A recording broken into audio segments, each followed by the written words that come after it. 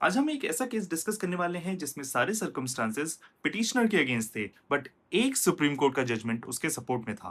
Welcome back to SLA. आइए case के facts जानते हैं। पिटिशनर छत्तीसगढ़ गवर्नमेंट का एक क्लास 3 एम्प्लॉय था। उसकी पे फिक्सेशन गलत हुई ऑन द अपर साइड, जिसकी वजह से उसे एक्सेस पेमेंट मिलता गया। अब रिटायरमेंट का टाइम जब पास आया तो डिपार्टमेंट ने उससे वो पैसा वापस मांगा, रिकवरी की। उससे कहा गया कि आप इस रिकवरी का कंसेंट दे दीजिए, अदरवाइज आपके रिटायरल ड्यूज मिलने में प्रॉब्लम होगी। अब जो रिटायरमेंट हो रहा है वो तो यही सोचेगा कि मेरा पीसफुली रिटायरमेंट हो जाए। तो उसने उस पैसे की कंसेंट दी और जमा कर दिया 6,26,104 रुपए वापस डिपार्टमेंट में। तो पहली सिचुएशन क्या उसके अगेंस्ट थी कि उसने कंसेंट दिया, ये रिकवरी कर लो भी, ठीक है। दूसरी क्या सिचुएशन उसके अगेंस्ट थी कि जब पे फिक्सेशन हुआ तो जनरली गवर्नमेंट एम्प्लॉइज से एक फॉर्म भरवाया जाता है कि अगर ये पे फिक्सेशन गलत होती है, वो एक अंडरटेकिंग देते हैं, तो जो एक्सेस पेमेंट होगा मैं वापस कर दूंगा। तो ये फॉर्म भी उसने भर रखा था, यानी कि ऐसी अंडरटेकिंग दे रखी थी कि अगर एक्सेस पेमेंट हुआ तो he will give it back.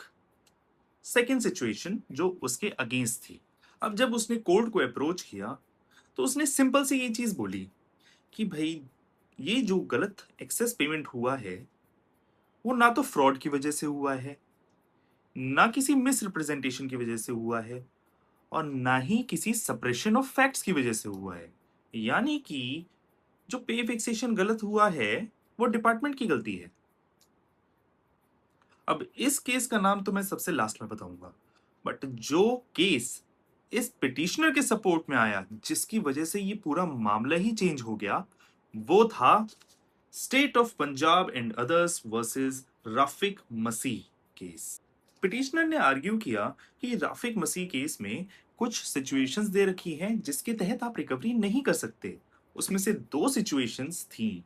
पहली कि आप किसी क्लास 3 या 4 एम्प्लॉय से नहीं रिकवरी कर सकते।